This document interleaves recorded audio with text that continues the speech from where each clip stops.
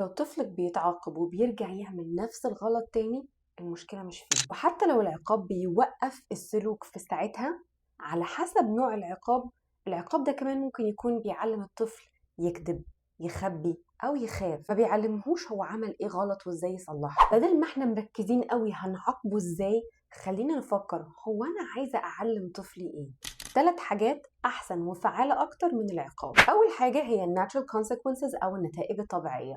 ما لبسش جاكيت هيكون بردان، انا ما عاقبتوش، هو اللي عاقب نفسه. تاني حاجه هي logical consequences او النتائج الطبيعيه. كب العصير على الارض هينضفه، كسر اللعبه بتاعته مفيش حاجه يلعب بيها.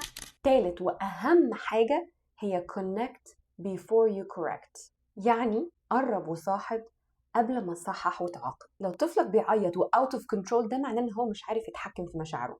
لو الريسبونس بتاعي ان انا كمان هزعق له، يبقى انا بعلمه ان اللي صوته اعلى هو اللي هيكسب في الاخر.